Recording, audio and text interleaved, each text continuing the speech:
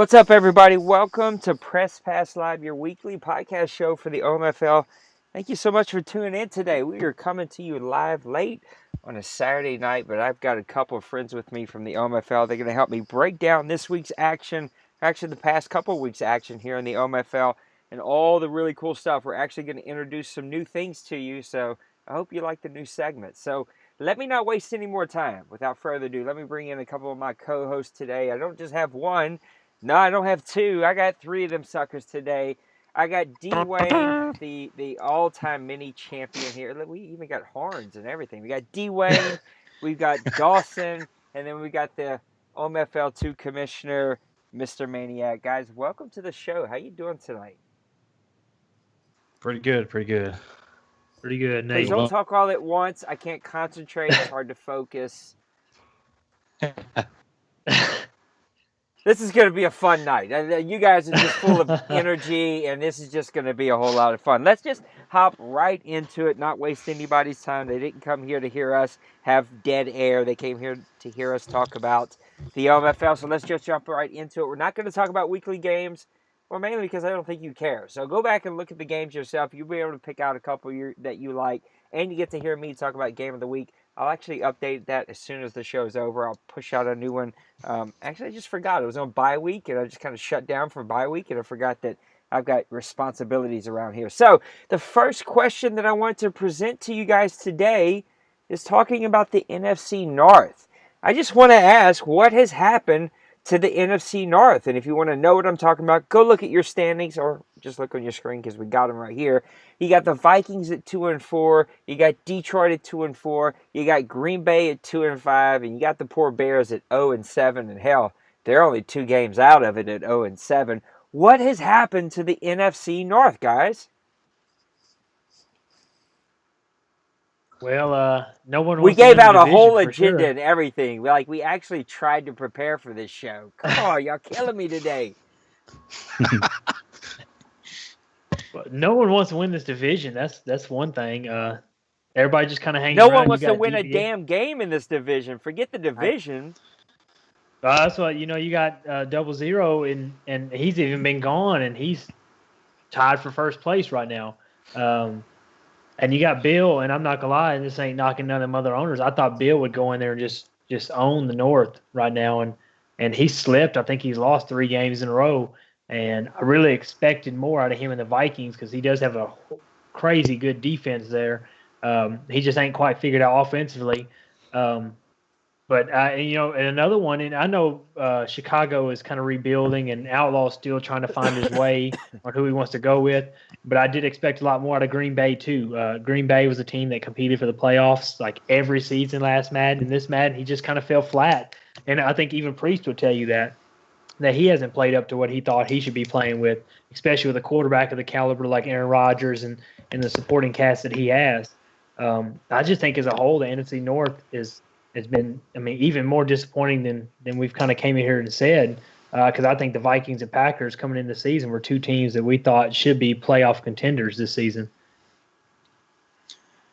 Yeah, there does just seem to be a lack of offense and defense in the NFC North right now. Packers are ranked in the back end of most categories in defense, and it's been a struggle in recent games for them. You can really see it. I did take some notes on what that I see from the NFC North and stuff. The Packers, they have, if not the highest payroll in the league, with a negative $1.92 million in salary. And you think with that kind of team, he'd be dominating that division. But position changes. He drafted 17 running backs. Come on. Yeah, he's going to run the ball and stuff, and he's struggling on that as well. He's in the bottom end of with those stats and rushing as well. And you think with that type of a team that he assembled, you think he would be right there at the top of the deal. And the Bears, again, they're the second highest salary in the league, and they're on the bottom, struggling with older players and stuff. It's time to start, maybe getting into a youth movement with them. And Lions, he's got a good team. He's in good shape. Salary wise, he's in great shape. I think he's got $25 million he can spend. But he's just got to get back into the Madden grind. And Vikings, he's just had a tough couple of weeks. But I do think this is his division to lock up in the end. Dawson, what's happened to the NFC North? Yeah, on paper, the division is one of the weakest, but the owners, I mean, all four of them, they can play with anyone in the league. You got, Vikings, unfortunately, Q left. He was really good at scheduling his games on time, so I really appreciated that on my end. But Bill took over, and he made some pretty solid moves in the offseason to get the team ready. He started 2-0. He beat Lions and Bears. And he ended up losing 4 straight so far. So just by looking at the rankings, his offense is at the near bottom. His defense is more of middle of the pack. Still trying to learn, I guess, the face of the defense and who will come up. So he still has quite a few tough games on the schedule. I personally think he will come out on this division. But, I mean, only time will tell on that end. Lions, they're tied for first in division, so obviously they're doing pretty good, or I guess okay right now. 2-4. They got a win over the Broncos, which happened to be a straight sim win, and they ended up beating the Bears in Week 4. So they still faced a tough Redskins team tomorrow for a Week 7 game. So that's going to be a kind of a tale to see, if he is trying to compete for the division, or if he's just back in the old ways of the past few seasons. He ranked 7th in the league in passing with 226 passing yards a game. So he has a passing game. He's just kind of find his niche for defense. For Packers, I'm a Packers fan in real life, so it kind of hurts my heart to see them sitting at 2-5. Not like they are doing any better in real life, with Aaron Rodgers on IR. So it's kind of bad season, bad year. So just the games I've watched and comparing from the stats, his defense is giving up a lot of yards and points. So I think that's his downfall right now. So if he can bring that up a little bit or cut down the points, then he should be kind of good rolling in the second half of the season. Bears, Outlaw, he's always, he plays his game and he's had a few close games and that didn't go his way. I believe he had one game where the Giants, he lost to the Giants by 1 point. And he lost to the Eagles by 3 points. So, those are pretty he can compete with anybody in the league. His offense is what's really holding him back. With 11 points per game and only averaging 54 rushing yards a game, it's just kind of tough to compete with those numbers with the way a lot of these owners play. So he just needs to find his niche and just stay with it. So I do believe, by the time we do another press pass live, we'll get a better understanding of how the division will play out and going forward. So I always have to be careful. Number one, I'm going to keep my comments pretty short and sweet because there's 4 of us. I think it'd be a 25-hour-long podcast if we all talk forever. And I want to hear from you 3 guys. And so I'll keep my comments pretty short. And let me just say this. Here's my disclaimer for all of these podcasts, and that is, I know I'm the commission, so people take what I say with like an extra grain of pound of salt. Look, it's not personal. Like, I'm just trying to be entertaining on these podcasts. I love all these dudes. Being totally honest, I think this is one division I'd love to see stay together with these 4 owners. I think that they would all complement each other. They would all kind of grow together. Bill's kind of that top dog there. I really and truly, even though he hasn't enjoyed this Madden and he hasn't really been super plugged in, 00 is actually a pretty decent Madden player. He and I've met in person. He's been with me since day 1 of opening this league 18 years ago. So just crazy, crazy stuff. And then Outlaw's improving. And Green Bay is always a little hit and miss, but he's a good player. He really invests in his team. So there's my disclaimer to the comments.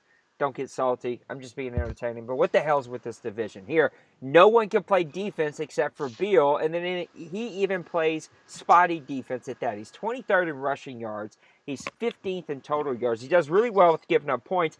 But Duke can't play any offense. 32nd in passing, 29th in points, 31st in total yards. All the other teams, look at here, Green Bay Packers, 28th, 30th in points, 30th in passing yards, 30th in rushing in total yards, and 28th in rushing yards. On offense, he's not doing that better. He invests in 1,500 running backs on this team because he's drafting for speed, trying to find the next 99 speed, 99 acceleration running back. He's 25th at 58.1 yards per game.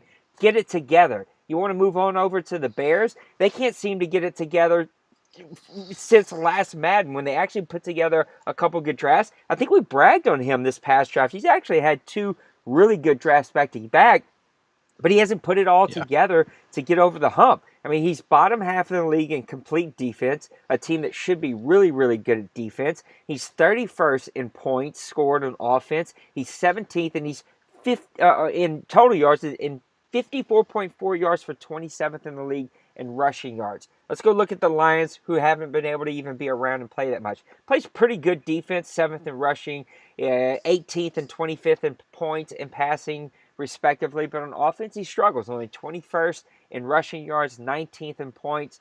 Really and truly, if you look at stats from start to finish, he's probably the most complete team, but he hasn't actually been around. This is going to be one of those divisions where an 8-8 team, a 7-9 team is probably going to make the playoffs. Honestly, this is going to be all Bill. He's got the next probably 3 or 4 weeks to run away with it here.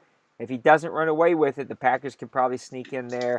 I don't know that the Lions are going to be able to wake up at enough time, and the Bears are on life support. So that's my look at the NFC North. It's a really weird division with some really great dudes, and hopefully they'll be able to get it all together. So let's talk about some other really weird movement. I don't know if he'll listen to the show, and if he does, I really don't care. He knows that I love him, but Ducks has been on the verge of leaving us for quite a while now. I'm just glad that I don't have to hear about NCAA talk anymore, because I just, like, NCAA guys who love that game are, like, really weird about it. Like, they act like it was the greatest game ever when it really wasn't. It had its flaws. But we get a message from Ducks the other day. He's retiring. He wants to take a season off and come back, but, of course, we don't do that. So he's retired until next Madden. Who knows what he's going to do? He and I have got to have some conversations as we kind of progress. But whatever. At least he's man enough to say he needs a break. I wish he'd have finished out the season. Again, we've talked about this, fellas, the right way, wrong way. Ducks, I love you, but this is not the right way. You don't leave in the middle of a season when you've completely dismantled the team. I mean, this Rams team looks nothing like the out-of-the-box team. I know that he could win with them, but they're 82 overall. You've kind of left me a big pile of poo to clean up because you're just tired of playing a video game. That doesn't bode well with me. So, my question to you guys, I'm going to call you out by name because you guys don't like to talk when I just leave it open air. So, Maniac, tell me, what are the Rams going to do with a new coach coming in, a roster that truly was just built for one dude that could really, really win with them, and he was really, really good with them, but it's going to be hard for anybody just to walk in and deal with an 82 overall team and be able to win with them. What's up with the Rams? What's going to happen with them? Well, I hate to be, just blunt and stuff, but Ducks destroyed that team. He destroyed that team, in Madden sense and stuff, and they're going to be a bottom feeder for I say at least a couple of seasons, and it just depends on how strong the owner is and how aggressive he is to try to rebuild that roster to his style. Like you said, it's built for Ducks style. Ducks can win. I think Ducks could probably win with a 66 overall team. Yeah, this is true. He just knows how to work with those type of players on a team and stuff. But a guy like me, I need some superstars. I need some guys that can help me in the CPU department. So that's my outtake. I say they're going to be at the bottom end of the league. All right, Dawson, I'm coming over to you, but before I do, y'all help me out. Didn't we let the Colts swap over? Who has this team now? Shocks fan. Yeah, Shocks fan. Yeah. I think he was over in Indianapolis, and he swapped over. So, Dawson, tell me, what do you think is going to happen with these Rams? Yeah, it's unfortunate to see owners, kind of up and leave like that. But at the end of the day, we just have to pick ourselves up as a league and move on to the next man up. Ducks, he made the playoffs every season, and I personally consider him as a top 5 player since I've been here. He can play really well. I think he did get a little too dramatic once he seldom lost a game, but the guy can sell water to a drowning man. So I have to give him props on his GM skills, the way he plays, and everything on that. But with that being said, Sharks fan, he took over the Rams, and he has some big shoes to fill. We don't hear much from him. I don't play in the OMFL 2 league, so I don't know what the play style is. How I know what's going forward as far as that matter. But he does have a tough schedule. Looking ahead, he still has to play out the rest of the AFC North teams and the NFC South teams. He's setting it since he took over. He's 2-1, and with one being a straight sim game though. So I guess 1-1. But all in all, it's going to be interesting to see how well he does going forward, especially with a team that's kind of broken up, that much. But we are going into season 4, or we're in season 3 now of this Madden. So it's coming interesting how well he, game plans and GM the rest of the way. All right, Dwayne, we're going to come over to you now. The Ducks was one of your biggest rivals that you've had here. What do you think is going to happen to this team? Well, this. If I'm not mistaken, and Maniac, correct me if I'm wrong, didn't he not play you in the OMFL 2 championship? Sharks fan, yes. He was Panthers. I say he brings a lot to the table as in a guy on the sticks. I didn't keep up with him much. I should. I really value myself on scouting guys, and I haven't. I will take up because I play him next week. He comes into a unique situation. Like I said, teams that Ducks build are just for Ducks. If y'all don't remember last Madden, B-Hog, when he got the Bills, he pretty much turned the Bills upside down and made it his own team. You pretty much have to do that when you get a Ducks team. With that being said, he does inherit. You know how Ducks does it. He'll probably come in with $110 million in cap this offseason. He'll have a chance to turn this team upside down and make it his own. He does have a former MVP and Perrine on his team. He has a young quarterback with a cannon for an arm, Mahomes, on his team. He has some pieces to work with. Will Fuller, he got signed this offseason. He's got a speedster, McFadden, he can roll with. The defensive side of the ball is where Ducks was always so odd because really all Ducks needed was a fast linebacker, a stud linebacker, and he could pretty much do anything he wanted to do. Even as we kind of corralled the roaming rules in, he still can make an impact that 99% of these guys can't make. But this team is still a Ducks team, and this guy's going to have to shape it. I do think as good as players he is on the sticks, he won't pass Mo for that division. I think that Mo that division is Mo's. But I think if he can kind of carry over some of the success he had in OMFL 2 over to here, I think you could see him. And like I said, he got a good head start. He's 5-2 right now. I do think he could be fighting for a playoff spot towards the end of the season, especially as lowly as like the NFC West is, and the NFC and as a whole isn't as strong this season as it was last season. I think he could fight for a playoff spot, even with a Ducks roster. He still has some pieces in play where, if a couple games here or there, he can get in a rhythm and he might be able to swing a playoff berth. Yeah, I think that guys build rosters that fit their style. Dwayne, you're good at that. All three of you guys are really good at that. I'm that way. Like, I can't just take over a stock roster and be able to win them. I have to build a roster that really fits my style. And Ducks was the exact same way. He was probably the antithesis of that. He just was really, really good at that. And I think it's going to be tough for any team to come in and win with that. And here is where you're going to find out about these Rams pretty quick. Next week, you got the Falcons. That's going to be a really tough one to win. Then you got the Panthers. You've got the Seahawks on your schedule. And then freaking Ducks took away the matchup I was really looking forward to. Week 17, Rams visiting the Cincinnati Bengals. Those are going to be really tough games to win for him. He's going to have to pull it together. Yeah, he's going to have to find a way to put this team together to fit him and to make it win for him. Look, I'm sad to see Ducks go. I wish he wouldn't leave, but it is what it is, and guys have to do what they have to do. And like Dawson said, we're going to move on, and we're going to find other people to come and take their spots, and we're just going to keep on trucking. We've been doing that for 18-plus years now, and we'll just keep on doing that a little bit more. Now, let's move this over to talking about another team that I found very intriguing. Another guy that has like a love-hate relationship with this game and Pepper.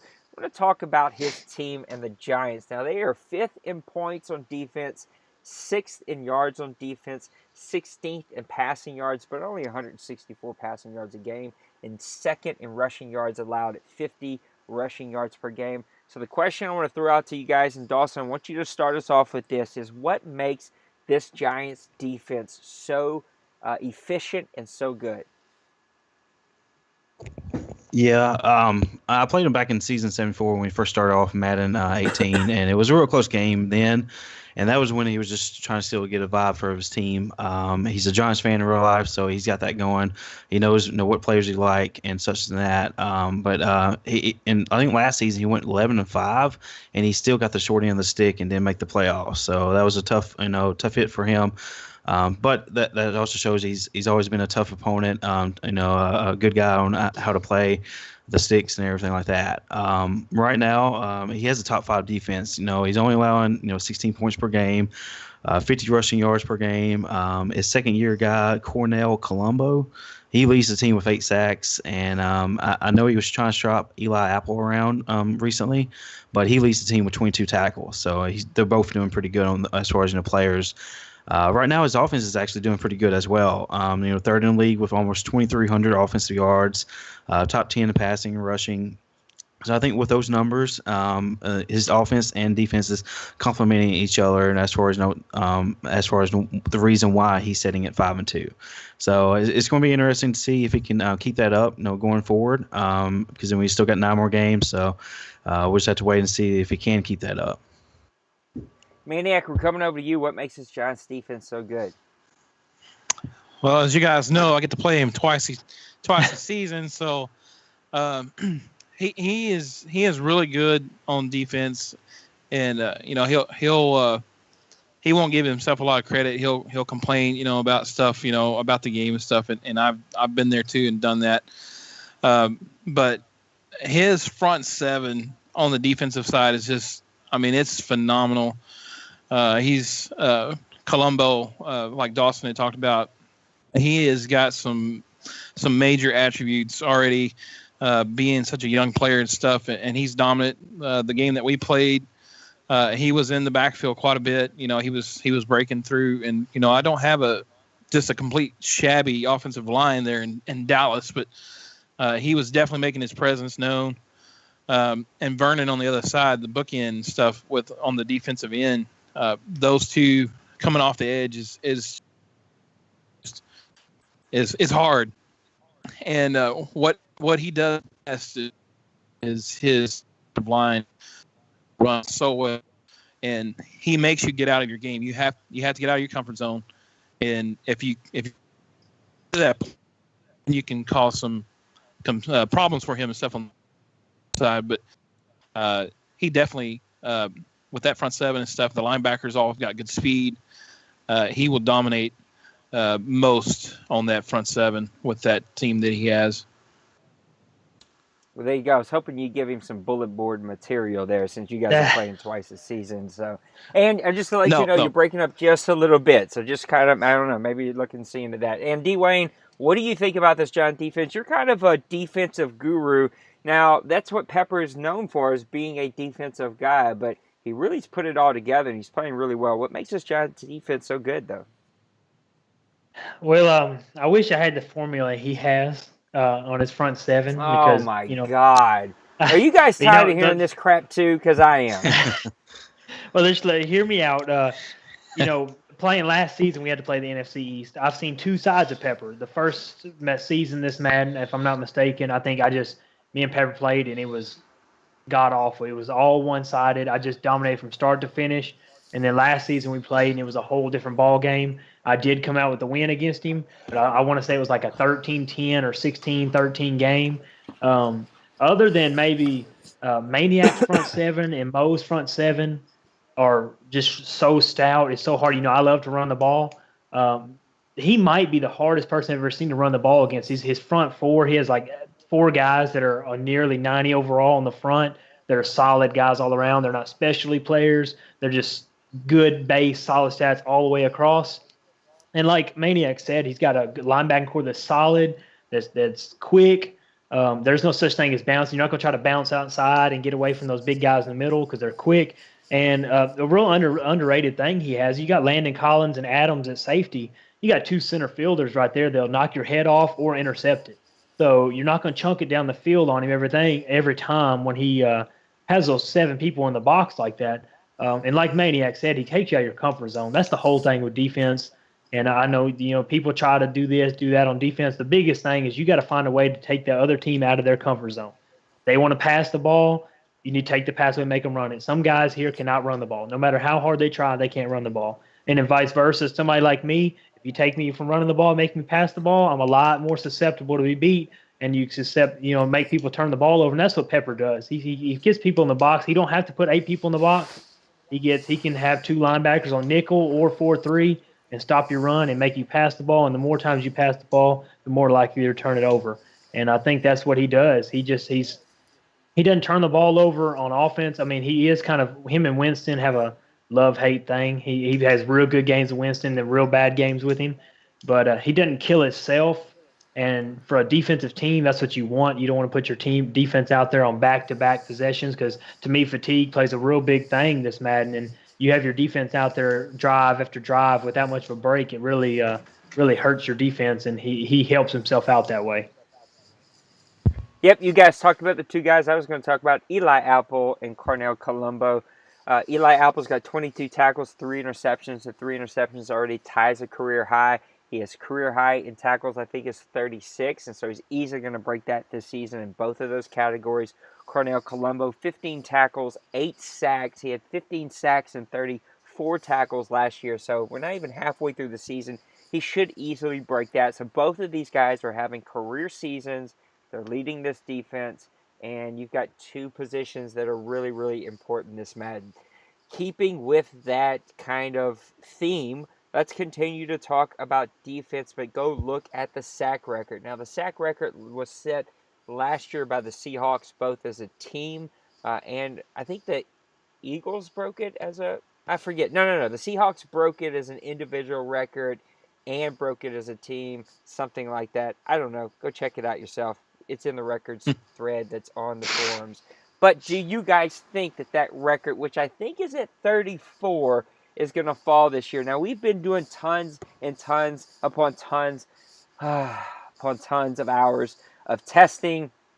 Our buddy Maniac feels like he's finally hit the nail on the head. Whitney Marcellus has 14 sacks. Mario Clinton has 14.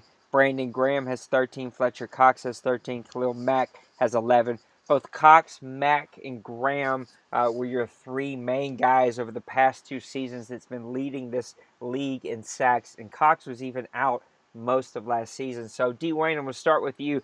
Do you think the sack record falls this season?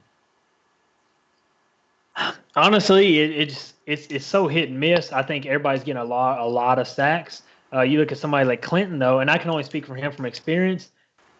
Colin didn't user him against me, and that guy had 4 sacks, 4 coverage sacks, 4 getting the backfield on his own. And when you can have a guy, he's had 10 sacks the last 3 games, 10 of his 14 sacks in the last 3 games. And if you got a guy who can, a computer guy, and I don't know if he does against everybody, but I know against me personally, he did not user him and had 4 sacks. That's scary. And you got Mack, who's year after year, I don't care who, and you got a good defensive guy controlling him, but that guy's just a beast no matter who controls him. I do think that the way that Madden is set up, I don't think there's a whole lot we can do right now to fix it. I think the way Madden is right now, I think that every year guys are going to be in there to break the record. I mean, you got Philadelphia, and he's just a dominant with Cox, and I think it was, I can't remember, was it Graham? Did Graham play for Philadelphia last year? He did. He did. I was saying you got them 2 right there, 2, 3, and 4. I think that every year until they fix whatever it is, because, I mean, I can speak for myself. I've been trying to use their linebacker, and I have noticed a slight less pass rush from my own team, but I just think that the way that it's set up right now, I think every year that record could be broke. I think that Marcellus is on pace right now to beat it, but I've seen guys go sackless for a few games. But I think the way it's set up right now, that every season that sack record is up to be beat. Maniac, you make the call. Does it fall this season?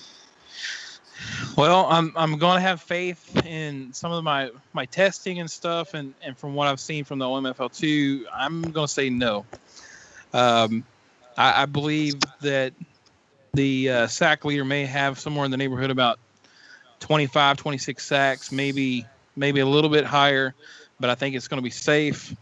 Kind of just to go back from experience, our season before, Priest with his outside linebacker had somewhere in the neighborhood of 30 plus sacks, and this last season ended up our sack leader was only 24 sacks, which was on his team, but there was a big difference, and that I felt like kind of led from the slider adjustment. But I don't think it's going to fall. I do think it's going to be contested, maybe, but I don't think it's going to fall. Dawson, what do you think? Is it going to fall this season? Yeah, there's a few new faces on the top sack list right now. Michael Bennett, he broke the record with 34 sacks, and now he only has 2 sacks. So I'm not sure if Mo is just not using them as much compared to last season, since he does have Graham and McDowell, or what. But personally, I don't think it will be broken.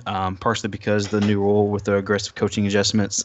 That and just the way we're trying to move forward. Although the instant sheds are still there, but as a league, we have asked owners to mix it up. And personally, on my end, I have, and I just recommend every other owner that are used to doing the defensive line, using them, at least try to mix it up and just try to see how it goes on that end. We do have 9 more games, but I don't see it falling again with it being at 34 sacks last season. One of the funniest stories that happened this past offseason that I didn't draw any attention to, because people get salty as hell about this game, all right? I'm just going to put it out there. People's attitudes, and I admit mine has not been great, but I'm usually not that salty, but people get so bent out of shape even about jokes. I didn't call attention to this comment. But Mo, I seen you. I just want to let you know, Mo, that I read the comment, and I literally had to close my laptop because I was laughing too hard. They were talking about how Mo has just broken the sack record, and oh my God, it's so broken, and how dare people use their defensive line. And I don't think he was trying to be a smart ass, but man, it was classic. In the same 2-sentence response, Mo was like, oh, look at that. I only broke the NFL sack record by 2. I was like, oh my God, what a great response to come back at somebody who's crying how broken this game is, and he only broke it by 2 after all of these seasons. So I'll say this, that we have been testing a ton. Maniac has given me some slider sets that we have just put in. If you play in the OMFL2, it's almost identical. There's some very minor things that are just slightly different. That I'm going to make another push. I will continue to push this until we kind of see how things play out. But go play the test league. Even if you're not an All Madden fan, I have said this a million times. I am not. I hate All Madden. I hate the trade-off. I've never been an All Madden fan. As a league, we've been both. We've been All Pro in PC days. Then we moved to All Madden for early PlayStation days. We moved back to All Pro a couple Maddens ago. I just find All Madden is a better game. Now, I'm going to give these new sliders a chance to kind of take hold. I will say this, though. Dwayne and I played in a game this past, not this week because I'm on bye week, but the week before. He did not use their defensive line at all, neither did I. And it really was an enjoyable game. I still got my butt whipped, but it still was a fun, back and forth game where you felt like both of you were on even playing field and you were really trying to outplay each other, instead of just having this thing where you felt like there was just no answer for where user defensive line can be. So moving on to a brand new segment that I just wanted to introduce here and bring out to you guys is I want to give a little advice. So I want to shadow down on a couple of these brilliant minds that we have here in the OMFL and shadow some some advice to these teams that are struggling. And just to be fair, I put myself on the list. I wasn't going to put myself on the list, but I put myself on the list because if I want y'all to take it, I'm going to take it as well. So this is what we're going to do. You guys are going to have 30 seconds each to give one piece of advice to these teams as we go one by one. And I'll call you by name. I'm going to tell you the team. We'll go one by one, and we'll give you your piece of advice to these team owners. Dawson, we're going to start with you. Let's go with the Jacksonville Jaguars. Dawson, give me a piece of advice for the Jacksonville Jaguars to turn their season around. They're sitting at 1-4. They're at the bottom half of the league on offense, which is pretty shocking. Top half of the league in yards and passing yards, but bottom half in rushing yards on defense. What's your one piece of advice to turn things around in Jacksonville? Yeah, well, first off, I should say that this is coming from a 2-5 owner, so take my advice lightly. But he did get his first win against me, I think last week in week 6. So he's already started on the right path. Your advice cannot be to play you every week. That can't be your advice. Yeah. He still has a long road ahead. So, I mean, if he wants to make the playoffs, which I think he can, he has a chance. That South Division is still up for grabs.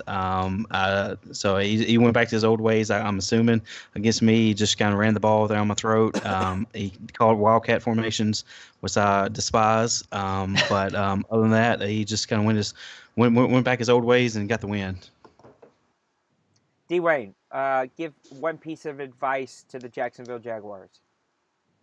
He needs to find consistency, and he needs to find his identity again. This is not the same Brady we're used to seeing. I know he's not here and not involved as much, but a guy who used to run the ball and run the ball and run the ball and play good defense. He's got the defensive part down. He's first in the league right now in defensive yardage.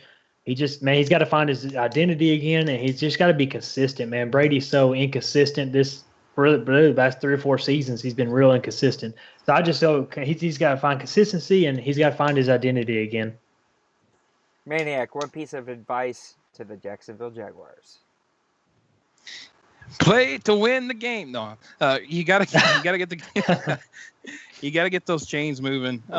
He is last place right now in first downs converted in the league, and if you can't get first downs, you're not gonna win ball games. Jesus, where did you find that stat? I've been Holy digging. cow, that's a stat, bro. That's a stat.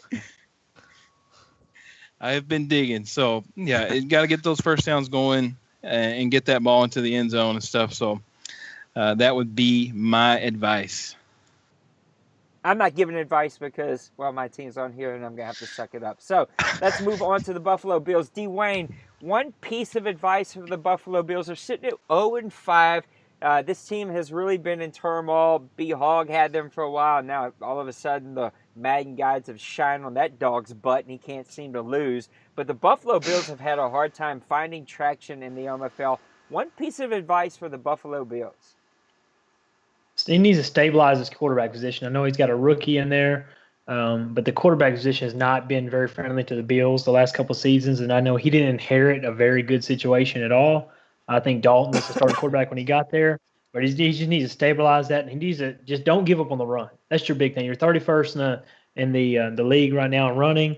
Your defense your defense passing wise has been solid. It hasn't been horrible. You need to run the ball. Try to control some of the game. You don't need to rely on trying to pass the ball when you got a quarterback that is not top notch. You got to run the ball and just go with it. You got to run the ball and try not to be so one-dimensional.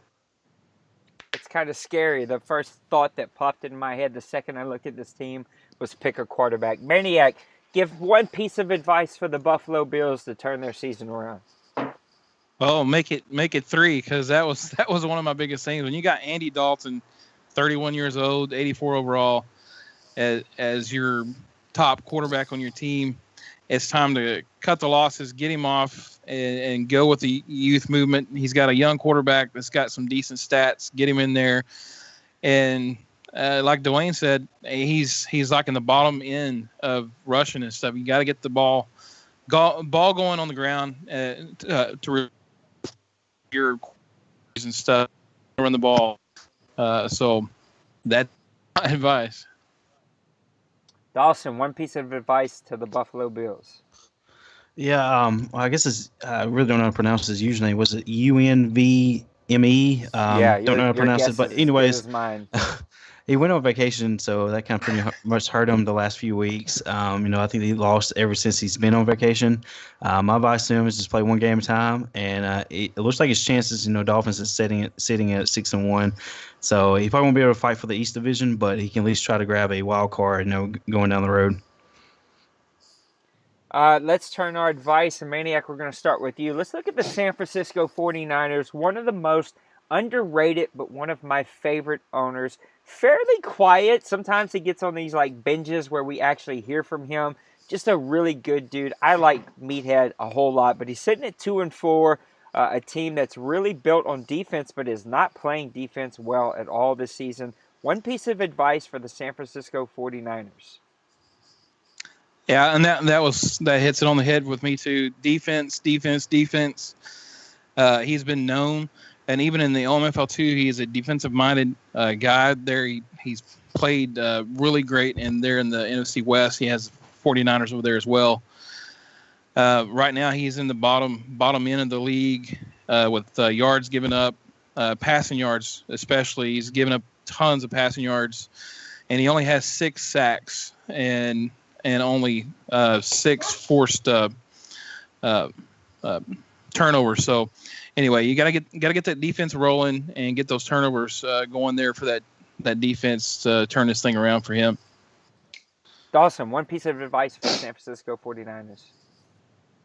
Yeah. He pretty much played all of his toughest games the first 3 weeks of the season. He played Falcons, then the Ducks, Rams, and then the defending champ Cincy over in the Bengals. So his toughest games is over. So he still has a chance to redeem himself, going forward. He is on vacation, so that might hurt him this past week and this week. So just hopefully, if he wants to grab that last wild card spot, he needs to win out. Dwayne, piece of advice for the San Francisco 49ers. Meathead just needs to stick to what he does best. And that's that. Like I said, Maniac said that he needs to stick to defense. Thing that really sticks out to me is if you don't remember a couple years ago or a couple seasons ago, his linebackers are always in the top of interceptions. And like Maniac said, he only has 6 forced. I think he said turnover. I don't know if he said turnovers or picks. But his middle linebacker. Okay, 3 each. His middle linebackers, who he usually stays with, has no interceptions. Reuben Foster has no interceptions. And if anybody knows Maniac, he really doesn't roam a whole lot. He just stays in the middle of the field with that linebacker and just takes it away. He plays his zone, does what he's supposed to do. When you play Meathead, you're going to play a clean-cut game. He just needs to stick to what he does best, lock down on defense, and I think the rest will carry him. He's never had a great offense. But he does have Kirk Cousins now, and he has one of the best young receivers in the league. He just needs to stick what he does best, and I think the rest will come together. Yeah, I'll say this about him. Maybe the break isn't going to hurt him. Hopefully not. Kirk Cousins is hurt right now, so that's not going to help his situation. I think he has the best young receiver in the league in Sherwin Vega or whatever his name is. But I'd also say that the Rams and Ducks leaving the Rams helps no team more than his team. And I think Dawson hit the nail on the head. He's got the 1-5 Browns, the 0-7 Chicago Bears, the 1-5 Ravens, the 2-4 Cardinals twice, the 2-4 Panthers, the 1-5 Saints. Let's see, the 2-4 Buccaneers, and then of course a Rams team that's we're not quite sure what that's going to be. That's his remaining schedule outside of a couple tough games, and so who knows what's going to happen to this team? But there is an opportunity to turn things around. Let's talk about the Chicago Bears, Dawson. We're going to go with you. Give me one piece of advice for the Chicago Bears. I'm going to say, cut the turnovers down a bit. His turnover difference is a -6. Is also his points. You got to get some points on the board with his offense, ranked 31st with only 11 points per game. So he needs to turn that up a little bit and just try and cut down on the back throws or the fumbles and the forced turnovers. Dwayne, give one piece of advice for the Bears. Stop looking to tomorrow. Outlaw has always been, he's building this team. And I understand, Outlaw, you got to build the team, especially with the Bears. I'm not hating on the Bears, but the Bears have to be built by somebody. You have your hometown team, man. You got some pieces in place. Hey, it's time to win for today. You got people here, and like Dawson said earlier in the broadcast, he's been in every game. You just got to get over that hump. You got to win games that you're supposed to win, which he's not doing right now. But you got to those close ones, man. You got to find a way to win. And Trubinsky having 3 touchdown passes through 7 games and taking 32 sacks. You're not doing your star quarterback well. And I just think he needs to lock down and get in the game and look to now. He's got to win now. Maniac, Bears, help him. All right, Outlaw, listen to me closely. Third version, 29 converted third downs out of 71, 40%. Start getting to where you're having the shorter third down attempts and get those third downs up. Keep those drives alive. You've got a solid team. You can turn this thing around. Just those third downs, though, that's killing your team, man. All right, let's look at two teams that I put on here just to be fair to everybody else. I'm sorry, Kay. I love you, but if I had to go through it, you're going to have to go through it. Give one piece of advice to help the Cleveland Browns, D. Wayne. He's got to run the ball, and he's had this problem since he was the Saints last Madden. Is he doesn't run? He for some whatever reason he doesn't run very well, and he does abandon it real early, especially if he falls behind. You just got to run the ball and don't make your defense down the field. He's one of the best defensive users. I know his statistics aren't showing that right now, but his defense has kept him in so many games. I mean, 17 points per game for offense. I know it says 26th ranked right now. That's very well. I know I guess the league in general is just scoring more. That's quite a bit for him because I think last man he averaged between 14, 15 points. His defense kept him in every game. And I think if he ever gets his offense figured out, he's got so many studs on that defense that I think he can win some games. He's in a tough division. But, man, you got to find a way to run the ball. You just got to find a way to run it.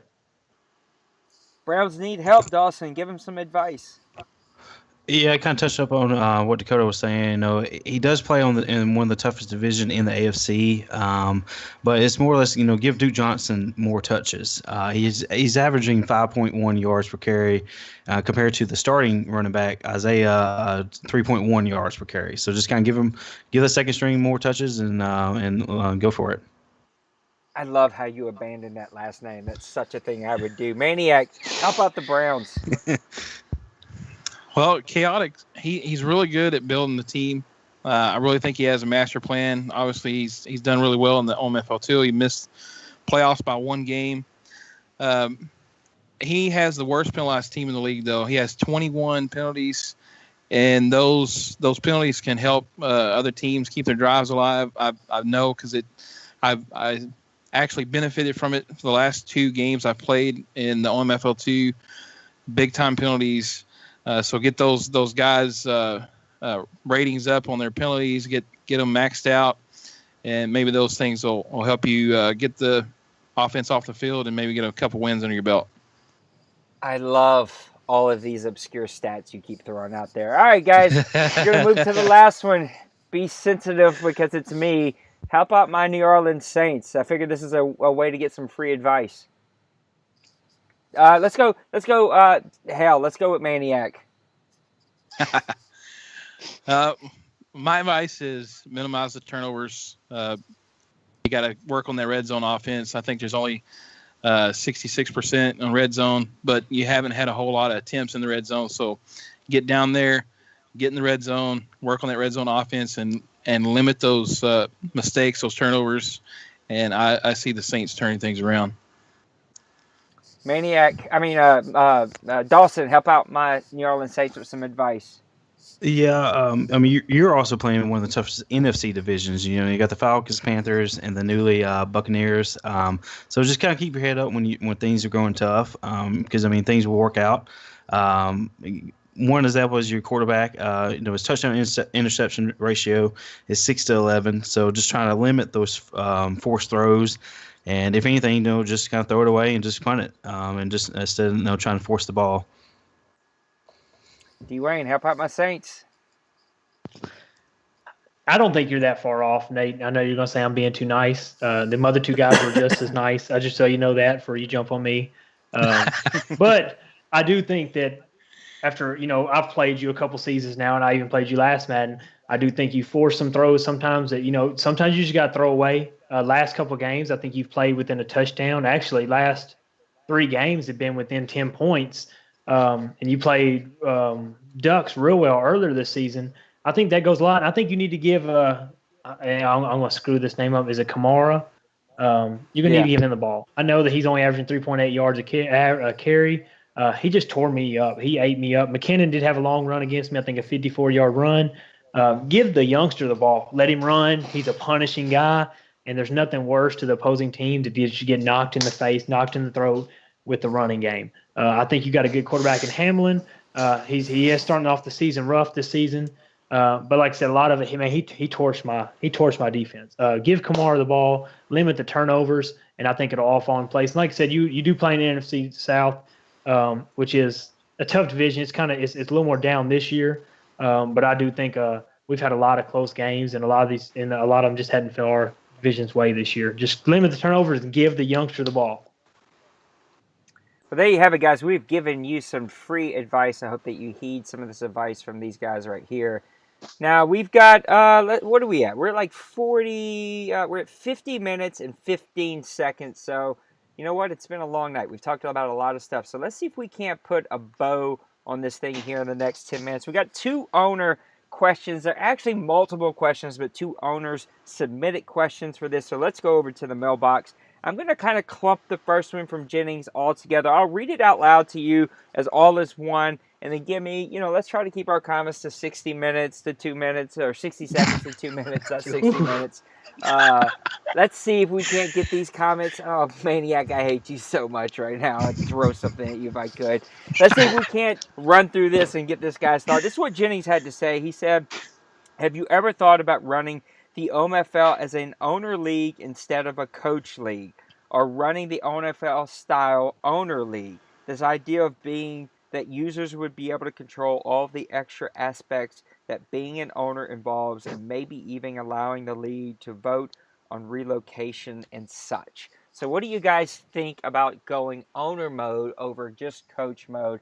I know that there are some very specific reasons that we've done this, but I'd love to hear your thoughts. So Dawson, let's go ahead and go over to you. I know I'm just kind of throwing these at you, especially on the next one. I don't think you guys even got to see it, but give me your thoughts on that.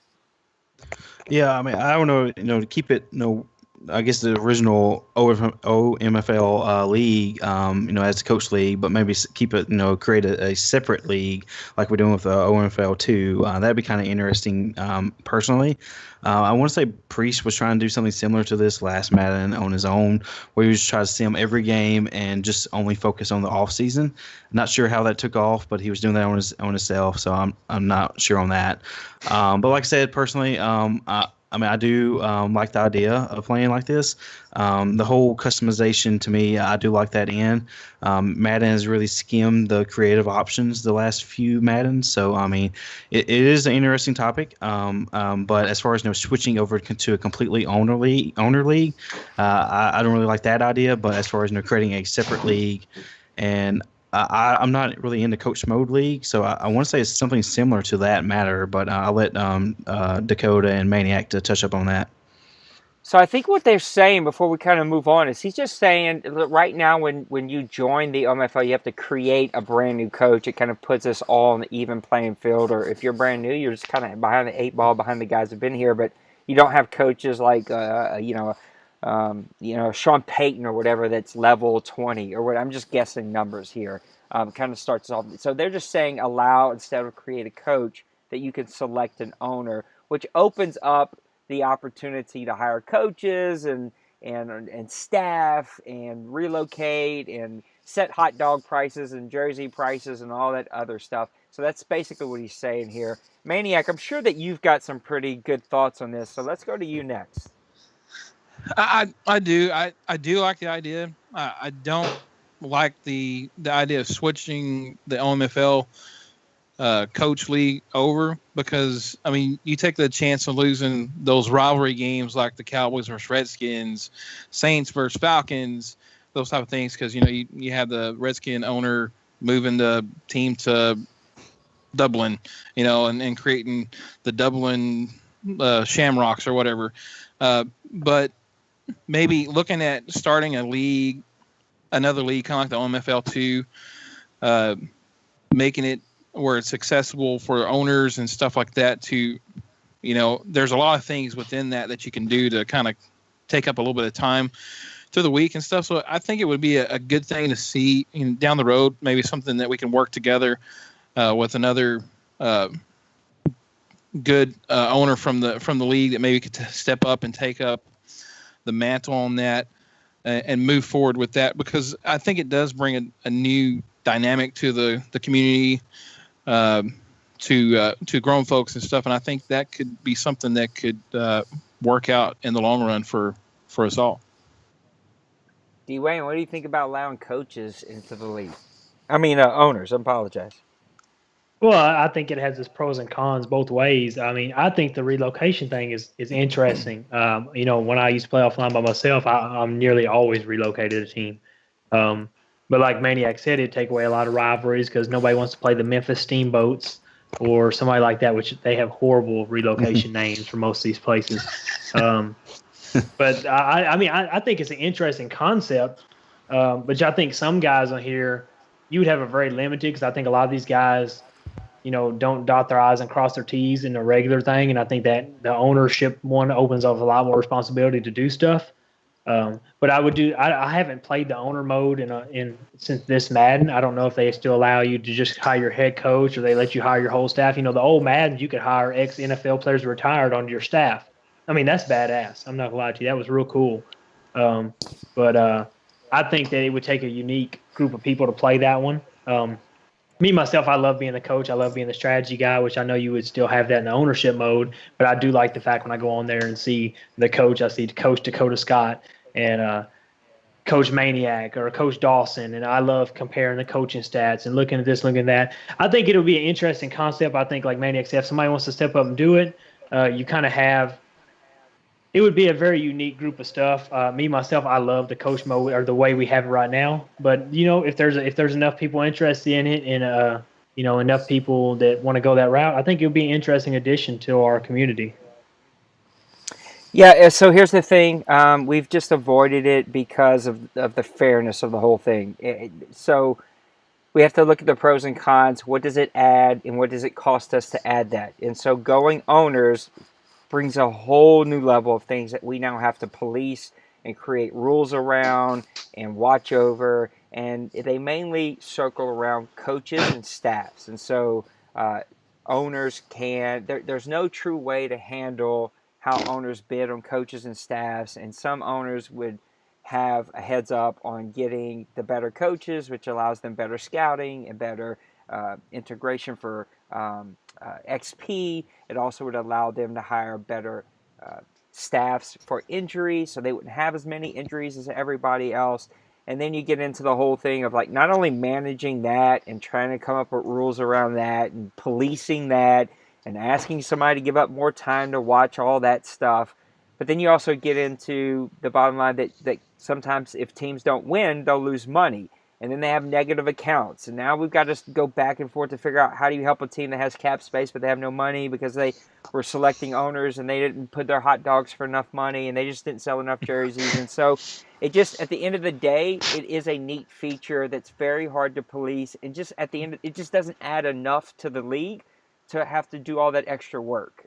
If somebody can present a way to do it to where it's fair and even and straightforward and we can police it easy, and it adds a whole lot of things, then awesome, let's do it.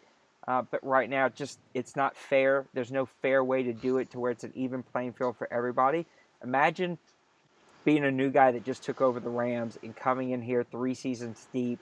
You have no coaching staff left. You have no injury prevention staff left. You may have lost money. Like, it puts people behind the 8 ball for no reason. For no fault of their own. So that's why we've avoided it. Right.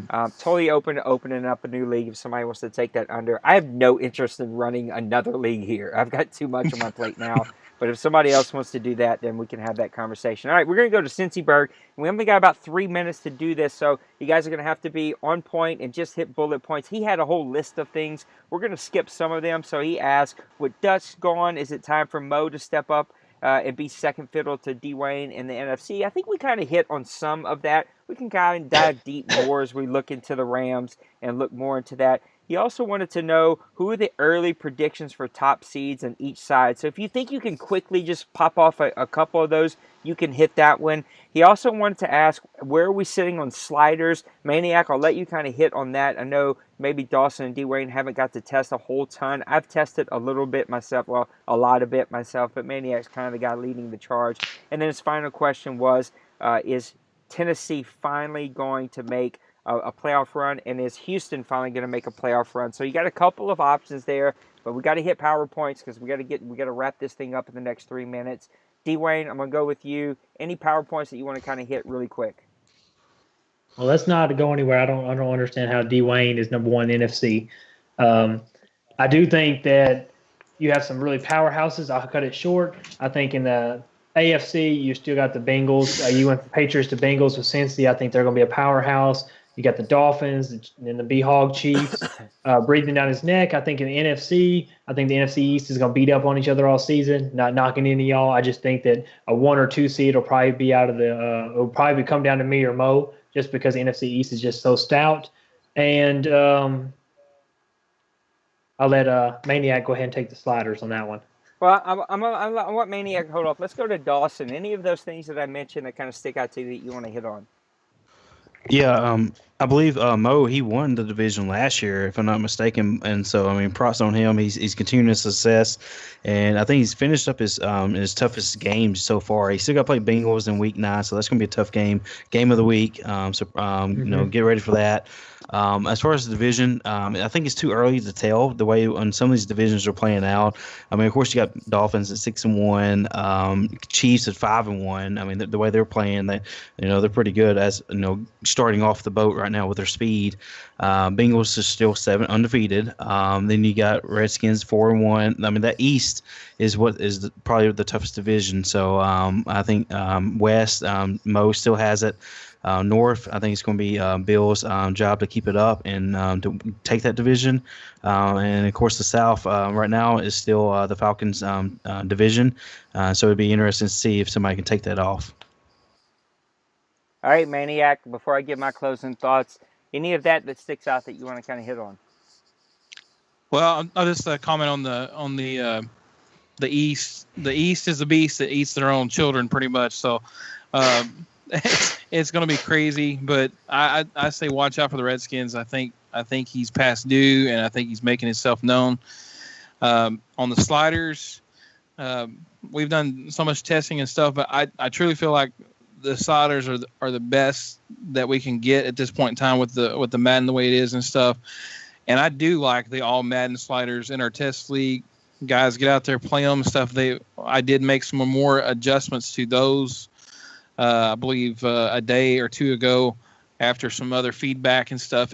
And the game that I played, I'm not sure if it was Mo but we had a really good game with those sliders. So give those sliders a test and be sure to feel more feedback and stuff. But I really truly feel like we're getting there with those sliders. Yeah, I'll hit up on the one subject he asked about that nobody kind of hit on, Houston and Tennessee. I like both of those teams. I think it's always going to be a time thing for Massimo. Does he really have the time to invest into his team? Is he really bought in? Is he all the way in? With the Tennessee Titans, can they just win the big game? I think both have the potential, but they got to show me something before I push my chips to the middle of the table. Talking about sliders really quick, I know that people hear all Madden, they think one thing, like just go play it. That's all I want you to do. Just go play a game or two, see what you think, give honest feedback on it. And if it's just not the thing, it's not the thing for us. I am very intrigued to see how these sliders that are now set, which are probably only going to get minorly tweaked. They're only a slight tweak from what we had a couple weeks ago. But this is probably what we have for this Madden. This is probably the best we can come up with. So I'm interested to see what you guys think about this as we play and see if you like them. So let's see where they play out. If you get time, go hit the test league. Man, what a show. I think we're over an hour deep. We're an hour and 3 minutes deep. My wife is texting me. She's got the frying pan ready. She told me she's ready for me to get out of the bedroom so she can go to bed. So thank you guys for giving up some of your Saturday night to do a Press Pass Live. Later tonight, I'll do a game of the week and get that out to everybody. But we'll shoot this out, get it up. Give us your thoughts. Leave some feedback. Tell us what you thought about the show. Give some ideas. If there's some segments you'd like to see us do or some segments you've seen us do in the past that you want us to keep, just let us know. We're here to give you an entertaining show and give you something that you enjoy listening to. So, for Maniac, for Dwayne, for Dawson, for all the leadership here in the OMFL, thank you guys so much for tuning into the show. We'll see you on the other side. Peace out. See y'all later.